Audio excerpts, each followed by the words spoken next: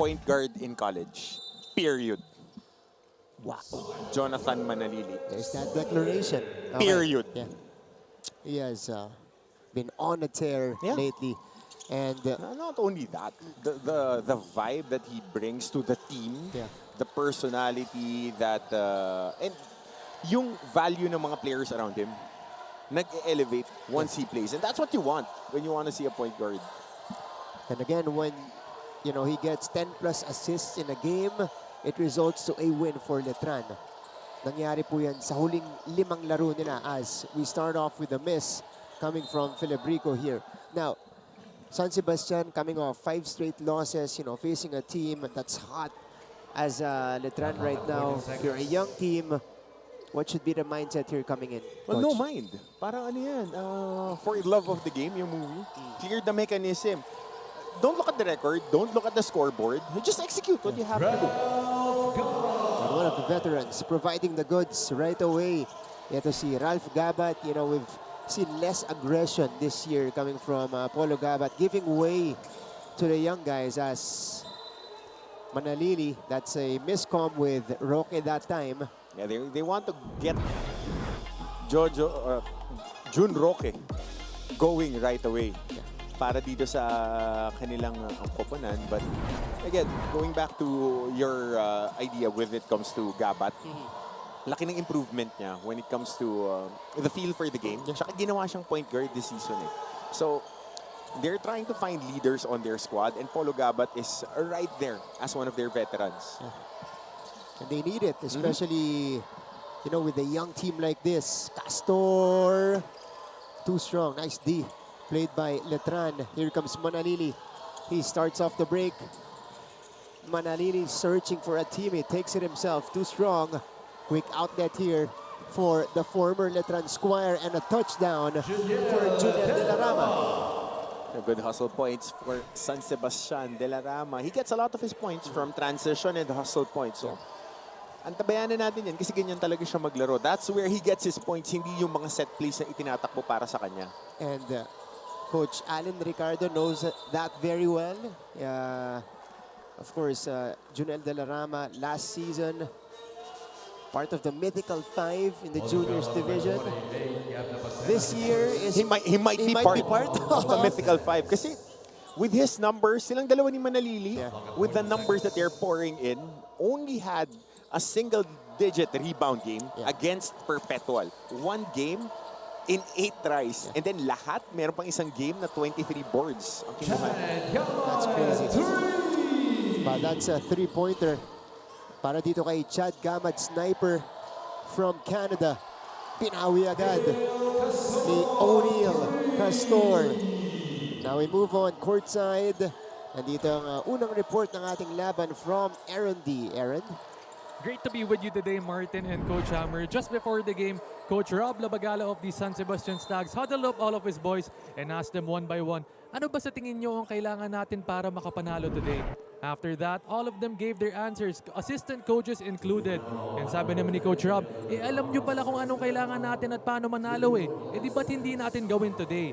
And despite all of the odds stacked against the Stags, this surging Letran squad on a 5-game winning streak and having to do all of this with a young team, the belief on the Stag sides is still at an all-time high. Back to you, gentlemen. Thank you, Aaron. That's the right mindset for this young team. Palag lang, laban lang. Kasi when you're looking at your team standings, as we see TJ make a shot, pagka tinitignan mo lang yung team standings mo, you want to get the key performance indexes mga KPIs mo. So if you're competing, don't look at the scoreboard. Just keep on doing what you're supposed to do. And right now, good things are happening for San Sebastian as they lead by 6. They steal the ball. Castor couldn't make it a second 3 for him, but okay. So, nilinaw lang natin. Bola ng Letran as we see here, Coach Alan Ricardo on your screens. So, last season, he wasn't the coach of the Letran Squires because Willie Miller stepped in to coach that. But, I think he was still overseeing. Oh, yeah. Diba, the program. So, he knows the players well as MDO gets fouled. And this has been the wrinkle that I've been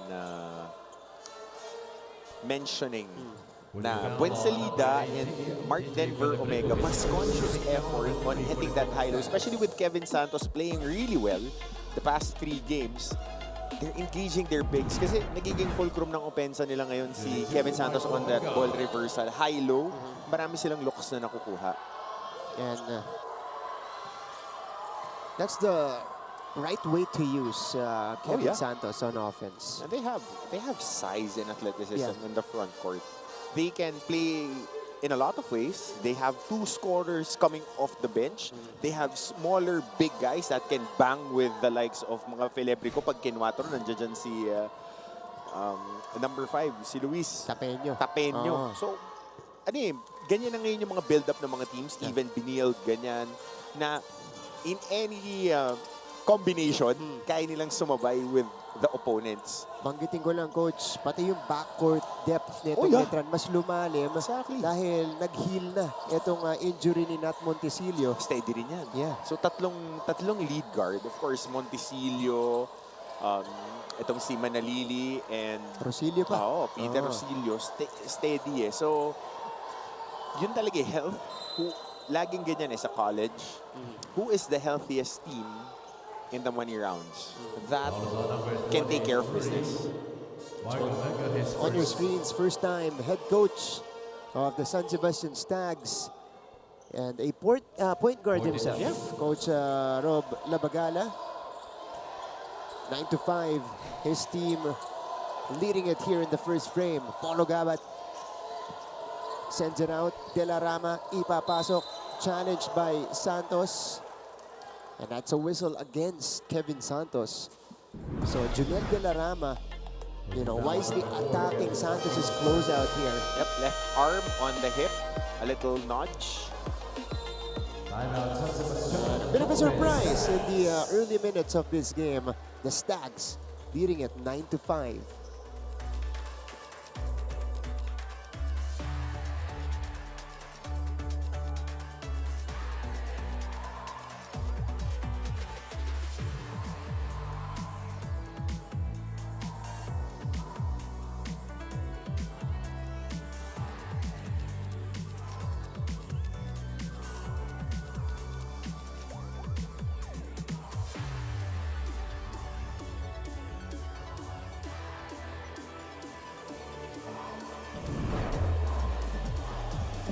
Sir Melchor Divina, the chairman of the NCAA Mancom, in attendance here. Of course, Mapua got a win yesterday in MOA against EAC. Sir Frank Lucy Jr., he is here very early. His team will be in action in the afternoon game. Ito pa, si Dr. Alan Paul Laico, PhD from LPU. Ayan. LPU lost a close one yesterday as well against the Benil Blazers. That was a game where the Pirates led it by as many as 16 points in the first half. Junel De La Rama at the free throw line here, leading the league in rebounds per game. 12.88 rebounds per game, At Coach. 6'2", puhunan lang is hard work, dedication, tsaka makunat din pagka tinatamaan. He just goes around and takes care of business. How about a rookie averaging a double-double? 12.5 or 12.2 points per game, 12.8 rebounds per game. And that's definitely the reason why he moved out of the stable of the Letran basketball program to get more looks kasi loaded yung lineup nitong Letran. To kind of, be able to show his wares right away. Chad Gamad with 5 points here in the first quarter. Castor inside this time. San Sebastian with good passing in the first quarter and patient offense. Zip pass sa gitna. That was a tough pass to execute, especially against the zone. Halfway through the first, Jun Roque. Roque, short hook. It's a wedgie in the first game and in the first quarter. Look at this. Manalili off the spin, got it back. Made the pass again to Chad Gama that time for the baseline jumper. And then this is the pass. Mula dito kay Nepasena, papunta kay Castor. Knockout play para dito sa Letran. Roque on the receiving end. Good screen by Mark Denver Omega. Miscommunication underneath the basket. So Letran is now starting to apply the pressure. Ooh! Nabitawan ni Filibrico. Yung sinasabi nila kay Castor, let it fly kasi malayo yung closeout. Actually, hindi nga ghost screen lang yung ginawa ni Omega. Tumingin lang, sabihin lang hingi na ng bola. That's a good play coming from Letran to cut into the lead. They go to Kevin Santos here. On the move, stops his dribble. Stolen by De La Rama. 3-on-3 break. De La Rama rises and misses. Tapi ka ng bola. Manalili. Filibrico tracks it down. 2-on-1. Gabat finishes with the left hand. I am such a fan of his improvement. The moment that I watched him in the Summer League, playing in control, showed a lot of what Polo Gabat can do. Mas naging in control siya. He is now the defensive stopper of their team. Hindi man nagtatranslate sa panalo, pero yung mga habits, nakikita na ng coaches ngayon. As you progress, that's what coaches are looking for. What are the things that you can bring to the table? That's right. Malayo yung larong pinakita niya from in the previous seasons to this year as Omega runs out of time. Jimboy Estrada slipping in for June Roque. And this is now the tactic of Coach Allen, you know, inserting a couple of guys in at the halfway point, Coach Hammer. My guy, you have 2 starting 5s in that team. Maybe 3, you know, if you think about it. Lalim. Yeah. So, Buensalida and Estrada off the bench for Letran. They trail it by 5. Kasi, no, yung last 5 mo, Baliling, Silorio, Tapetio, Pwede pa yun eh. Gazingan. Napalag pa yun. Critical 5 din yung Gazingan. Hindi ko sigurado. Si Lex Gazingan. We'll Sa check. juniors, hindi ko maalala. Alam ko 2 sa Squires last season. De La Rama yung isa. But yeah, those are champions in the juniors division. You know, Silorio, Baliling, as we see this play again. San Sebastian is executing well. De La Rama finishes again. He's dealt damage here in the first frame, and they extend the lead to 7.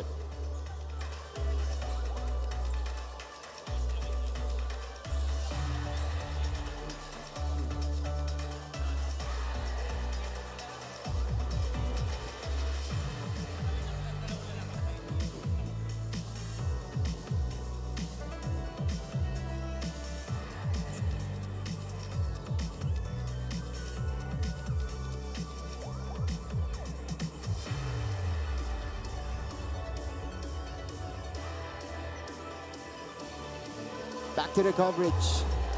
It's a 7-point advantage for San Sebastian in the first quarter. 2:59 left. Cutica muna tayo.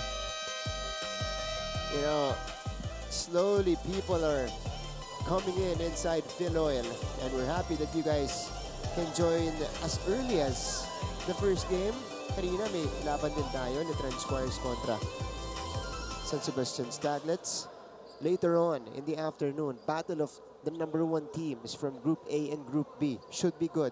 Perpetual versus San Beda. Even the juniors game afterwards, maganda rin.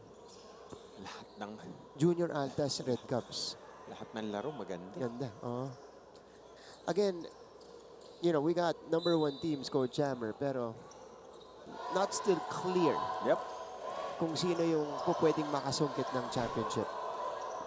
Gano'n naman yan eh. Sabi ko kasi yung pinaka-healthy tsaka nag-execute at tsaka yung nagpipeak yung mga best players nila. Yeah. Yun yung malamang sa malamang magcha-champion. We saw it the past, 2-3 seasons that the guys who won the championship are the teams that are peaking at the right time. Yep.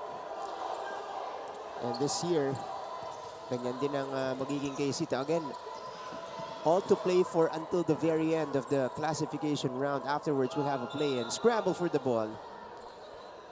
bola ng San Sebastian. Teka lang ha. 16-9 lead. And they get the stop. Look at them. Pressure Rosilio here. By the way, Ian Cuajao and Deo Cuajao are both inside the game. Ian, of course, plays for San Sebastian. Deo Cuajao plays for Letran. Of course, first face-off of the Cuajao brothers this season. And might the only time that they would, unless they face each other. The quarterfinals, semifinals, ganyan. But in the classification round at least, this is, the only time they'll be facing each other. Yeah, man. And as a parent, yan lang yung gusto mo makita. Yeah. Medyo malayo yung age gap nila. Pero, again, kasi si Ian ay 19. legit freshman. Oh. Yeah. Of course, Deo is, has done a lot of stops already, several stops before, eventually going to Letran. Sana paunlakan tayo ni Coach Allen yan. Yan, kayo magbantayan. Yan. That's the matchup that we want to see. Yeah. That needs a photo as well. De La Rama. No. Tsaka parehas sila ng laro magkapatid na magaling gumamit ng mga screens. Tsaka ngangap-ngapin to ng kuya niya. Hindi to pagbibigyan. Sure ball yan. Sure ball. There is no older brother that would let his younger brother, especially on the biggest stage, try to upend. Competition yan. Sa barangay court, ginagawa yan. Dito palalo. At saka, kung kuya ka tapos makukuha ng kapatid mo yung mas magandang laro, gusto mo in-earn niya. Para pag sinabi niya tinalo ko, tinalo niya ako. Convincing. Kahit mga tatay, ganyan. Kung tinalo mo ako, kailangan in-earn mo. In-earn mo yung panalo na yun. So, by the way, for San Sebastian, Neil Castor with 7 points already. It's not a surprise. He's a silent operator. Yeah. He entrenched himself as that 4 guy. Stretch 4 guy, knows how to play within the system, can shoot from the outside just like that. Just missing the 17-footer. Nakita na natin yun parang yung Bagay tsaka Oftana. You have a big guy that can shoot from the outside, and then you have a wing who likes to crash the board and post in De La Rama. So, sila magandang combination. Complementary pieces. Si Marcos Di Maunahan, nasa San Sebastian na. Jimboy, finally. Specialty of the house. Midday special. Midday Miri. Castor. De La Rama. Half minute remaining here in the first frame. Backing down on Cuajao, fading away, and scores. As I mentioned, Martin, they want to look for a wing guy that posts up because ang lakas ng katawan niya. And when he gets to that block, 4 to nung high school so he knows how to finish. And he has extra motivation today against his former school as Courtside goes to the other side. That's just a big boy move. 20-13 is the tally. Big man ni Coach Allen, throwback. Here's the heave by Cuajao. Nothing there, and that's how we will end the first 10 minutes of action. It is San Sebastian, the young team of Coach Rob Labagala, leading it by 7 points against the streaking Letran.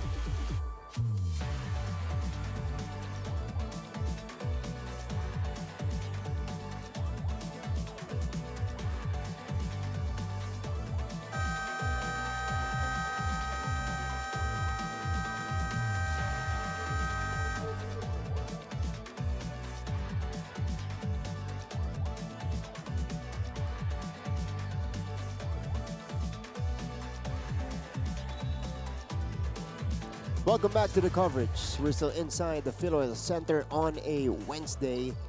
It is October 29. Again, only 2 game days this week for the NCAA. will resume action November 4th. So after the Undas break, but should be two interesting matchups to usher in our short break. Letran versus San Sebastian here in the first game, followed by Perpetual and San Beda. But here in the first game, kakatapos lang po natin ang first quarter. You guys are with Martin Javier, Coach Hammer, Martin Antonio. Coach, first quarter was dictated surprisingly by San Sebastian. Yep. And they were able to hold on to that lead that they erected. I'm looking at the numbers. They out-rebounded Letran by 6 boards. And the assist numbers. Felebrico with 2 assists. 4 assists, TJ. So, 4 assists. So 7 assists out of 9 field goals made. Ang laking bagay niyan. Ang laking bagay niyan. Especially for a team that is still looking for a primary point of attack that can put pressure on opponents. Kasi nga, laging tinitingnan natin as the game evolves, points of attack, saan ka kukuha ng atake para mapagalaw mo yung depensa. Yeah. Once the defense is moving, then you can engage your shooters, you can engage your attackers, you can get into your post-ups. So, sino yung main focal point ng kanilang team? So, certain teams have hierarchy. Para sa Letran, alam mo, manalili, and then the attackers, and then the shooters. Yeah. And then the bigs ngayon. Dito pwede si TJ as he gets pressured. He gets sandwiched on the other side as we send it back to our courtside reporter, Aaron D. Aaron, go ahead. When the final buzzer sounds, only one Cuajao brother will walk away with the victory. But for both Deo and Ian, this is a full circle moment for the brothers. According to Ian, the younger brother, magiging personalan daw ang laban nila today. Because growing up, one-on-one, palagi si Deo ang nananalo sa mga matchup nila. And chance na ito ni Ian na makabawi sa kapatid niya.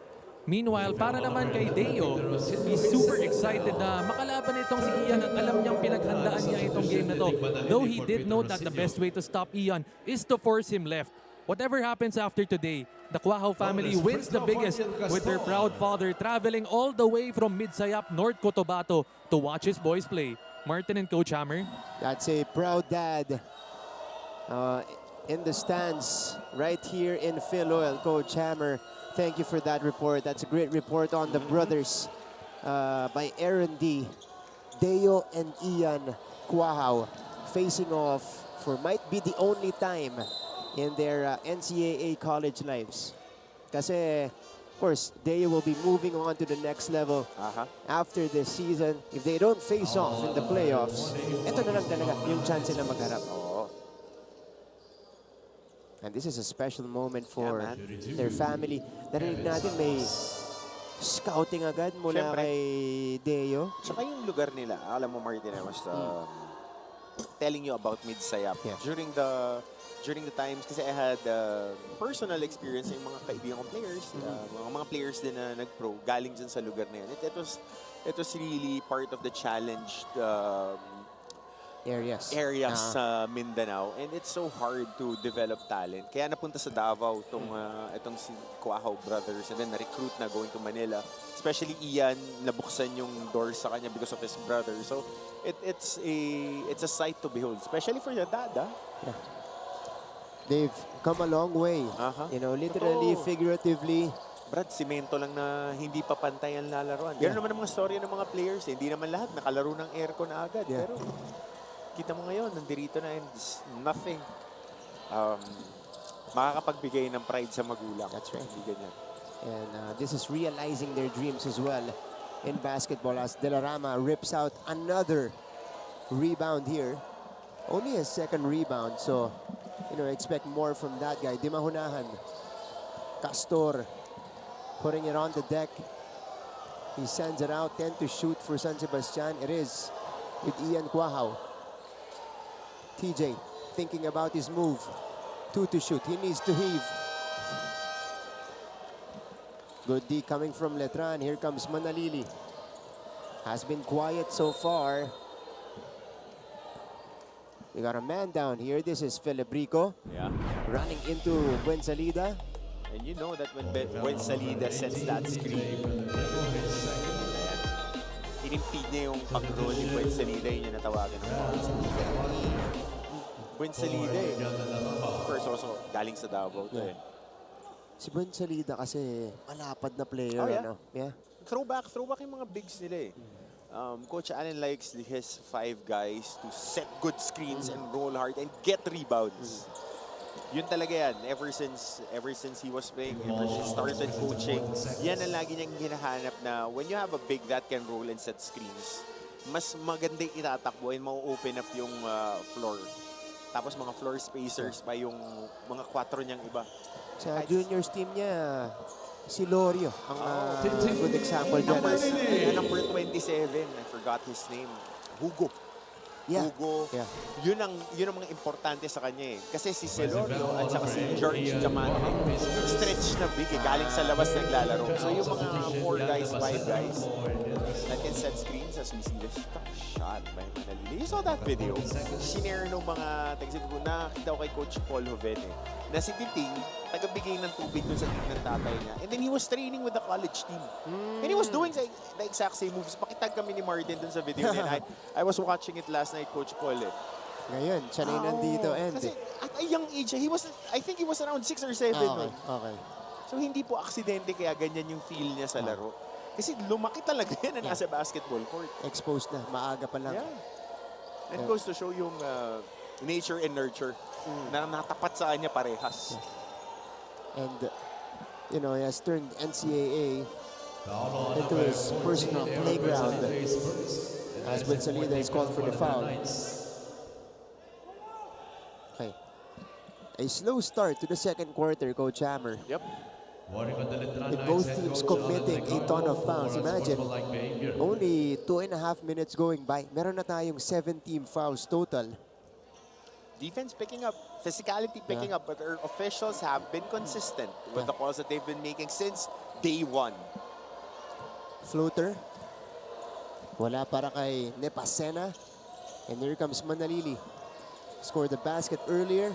His first one in the game. He navigates here. Manalili with some hang time. Tipped his own miss. That's right the resilience of Titing Manalili. So, kita mo nga yung hierarchy nila eh. I would go back to points of attack. So, you see Ian Puahaw. Oh! I think that would be a basket. That's a make. He's been downhill siya eh. So, that's a made basket. No more extra motion as we see this move. Nicely done. Manalili staying with it. Second basket of the game. And Ian Guao will get the continuation. Oh, they wave it off. So no basket. Instead, it's going to be a sideline inbound. Saan pa siya papunta nun? Yeah. Oh, yan. That was the correct call. Okay, so they That was the counted. correct call. Yan, mali lang yung pagkaka-mention. Akala ko hindi nila binigyan ng continuation kasi point of emphasis when you're the trail ref or when you're the line of ball ref. When you're going downhill and you're on the way, your momentum brings it to the basket, yun yung titignan eh. Are you going to the basket for an extra shot? Tinawag pa nila sa baba, dun sa swipe. I don't know. Oh, so it's not a continuation. Ako, 2 shots. Buti na lang hindi ako official kasi I would have given the continuation because there's no more extra that he won. He took the contact and he finished inside the shaded area. Missed the second. 1 out of 2. Manalili forcing the issue. That's the maunahan picking up the foul. So, San Sebastian, one more foul will put them over the limit, although this is going to be a shooting foul. Letran is already in the penalty. Yep. So it would be a longer second quarter. Manalili at the free throw line. So kaya ganun yung dexterity niya, no? Yung handles niya. Kasi bata pa lang siya, ganyan kalaki na yung bolang ginagamit niya sa ensayo. So parang mayroong tali eh. Pag nakikita natin nagdidribble si Manalili, hindi siya natutunan sa drills. Definitely. Kasi he is moving full speed. And then parang doing may tricks. tali yung bola eh. That's true. I can't stop raving about it because nakita natin tong batang to eh. Ganyan naman na siya. you know, sa juniors. Hindi nga napapansin ng iba kasi si Andy Himao yung he was the monster. Yeah. Si Andy Himao, but the thing that made the engine go was Manalili. Precisely. Foul on number 26 for Estrada, his second foul. Gabat scores the basket here, crossing over on Jimboy Estrada and then forcing his way in. So free throw coming up here for Gabat. Ang comment nga online, Coach Hammer, ginawa daw panalay yung mga games dito kasi ganun yung galawan niya.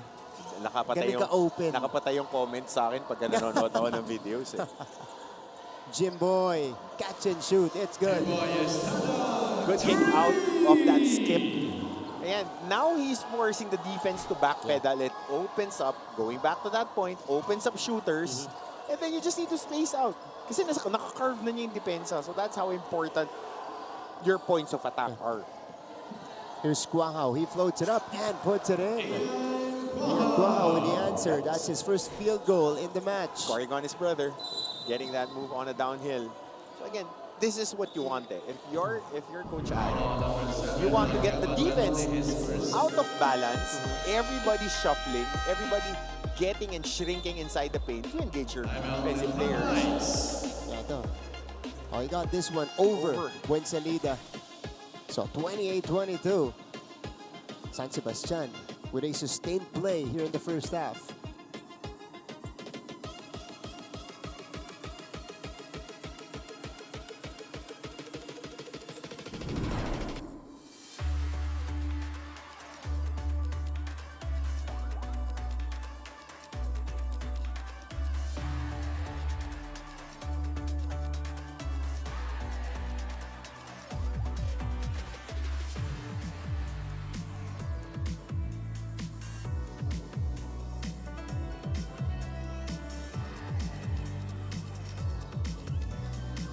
Back into it.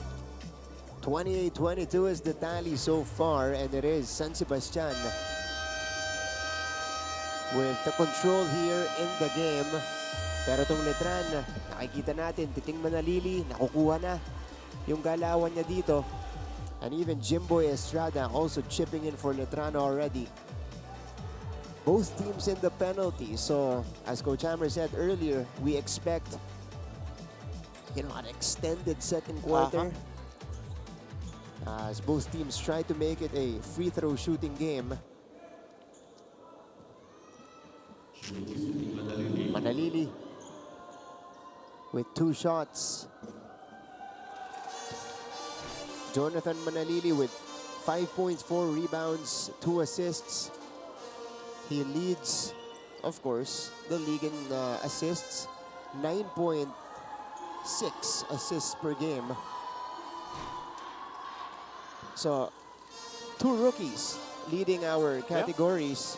We got Junel De La Rama in rebounds, Manalili in assists. Work rate. Yeah.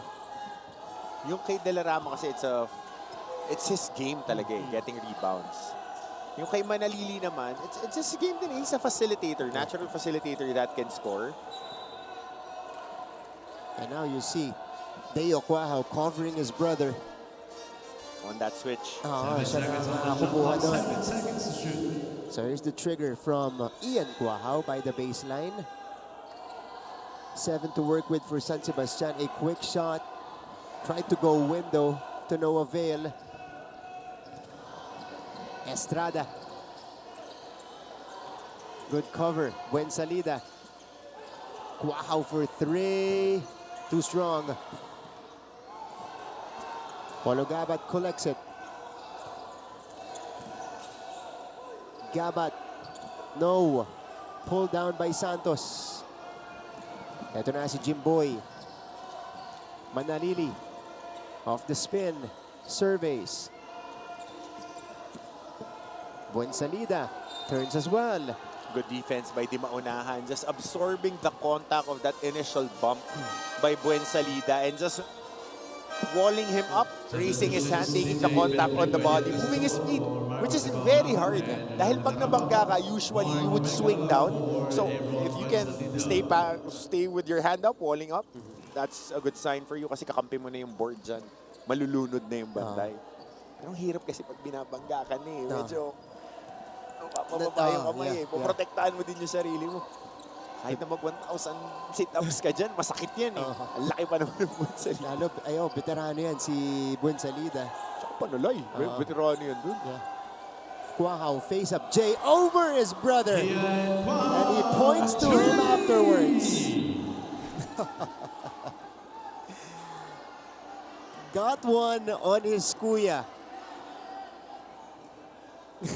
And he's gonna be teed up here.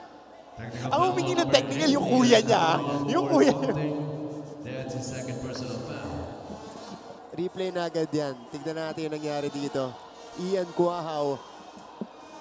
And that will be all over social media. Yeah. Definitely.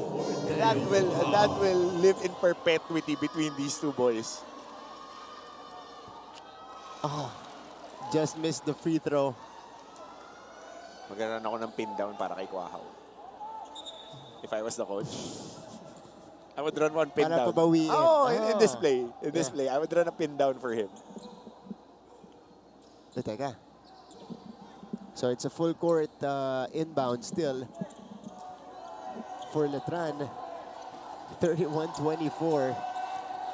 Oh, they're looking for Deo. Ian is guarding Jimboy. Estrada will make his move. Estrada sends it out. Quahao for three. There you go. Called it! I called it! Hindi nga pin down, pero downhill drive. Stay at the corner, knock down that three.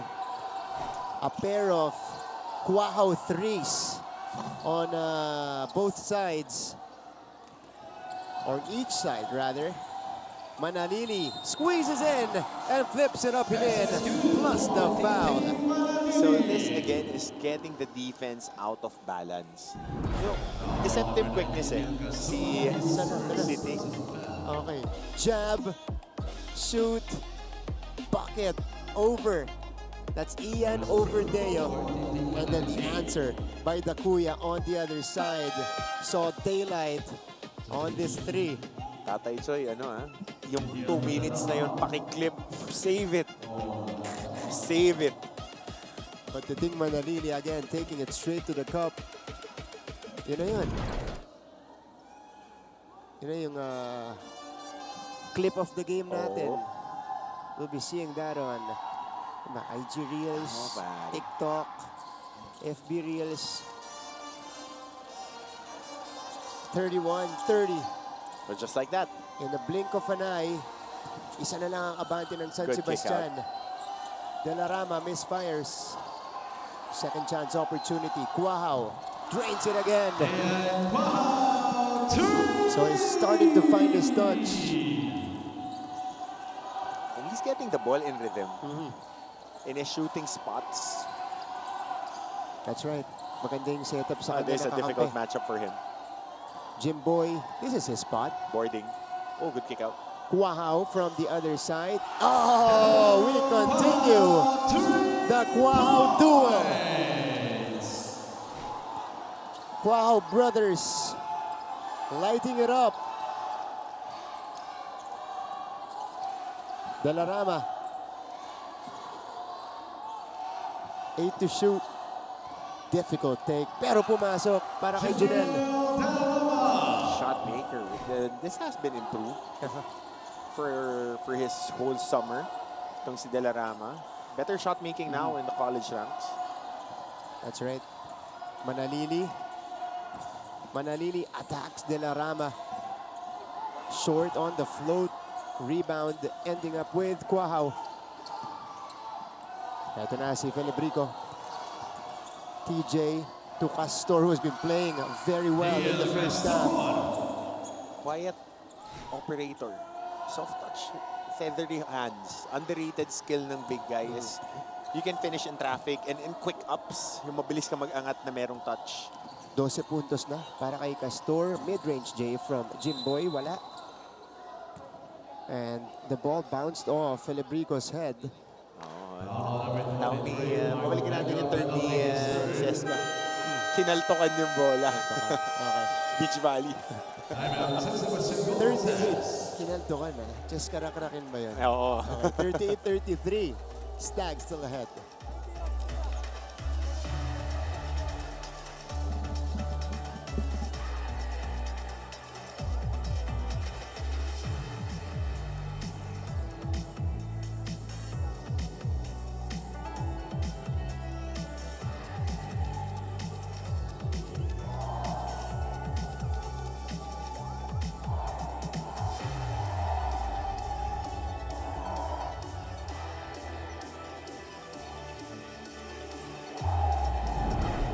Balik sa ating laban, Ian Cuahaw with 9 points in the first half, nailing another one from long distance. Pero syempre, yung kuya, may baon din sa kabila. 3 for a 3, Ian Tudeo.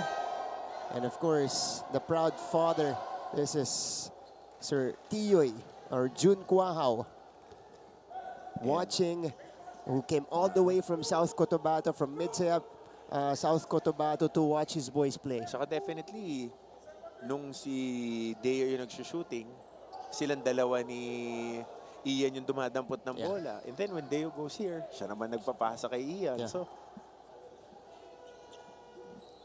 proud moment for the Cuahaw family.